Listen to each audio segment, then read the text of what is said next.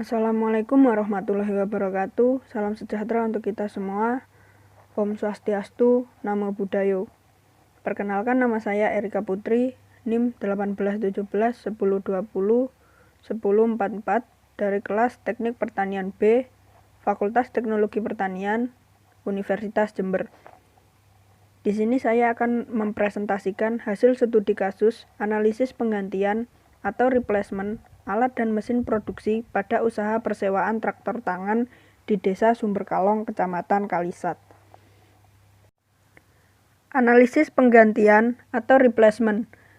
Pengertian analisis penggantian atau replacement menurut Richard tahun 2008 ditujukan untuk mengetahui kapan suatu aset yang dipertahankan harus diganti. Kemudian alternatif mesin mana saja yang dapat dijadikan sebagai penggantinya, serta kapan penggantian tersebut harus dilakukan. Oleh karena itu, analisis penggantian digunakan untuk menentukan apakah peralatan yang digunakan saat ini perlu diganti dengan peralatan yang lebih baru dan ekonomis, dan kapan sebaiknya penggantian itu sebaiknya dilakukan. Penentuan waktu penggantian menjadi tujuan utama dari analisis penggantian. Keputusan penggantian ini lebih didasarkan pada performa ekonomis suatu aset dibandingkan dengan kriteria-kriteria fisik.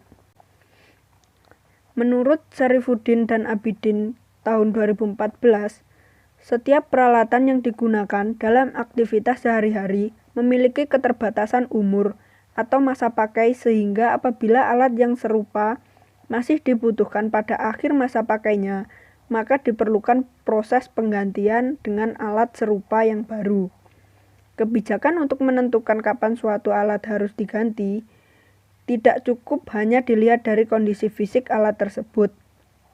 Namun, yang lebih penting adalah pertimbangan-pertimbangan ekonomis yang berkaitan dengan alternatif pemakaian atau penggantian dengan alat yang baru. Analisis penggantian atau replacement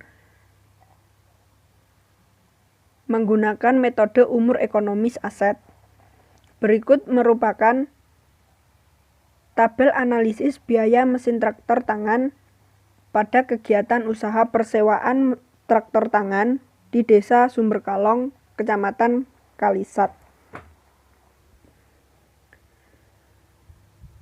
Harga beli dari traktor tangan ini sebesar 16 juta. Harga akhir dari traktor tangan tersebut adalah 10% dari harga beli. Nilai sisa dari traktor tangan tersebut yaitu sebesar 1.600.000. Sedangkan untuk biaya perawatan dan perbaikan per tahunnya membutuhkan biaya sebesar Rp175.000. Kenaikan biaya M dan R per tahunnya sebesar 5%. Sedangkan biaya operasional sebesar Rp50.688.000 per tahunnya. Untuk penambahan biaya operasional dibutuhkan sebesar Rp150.000 per tahun.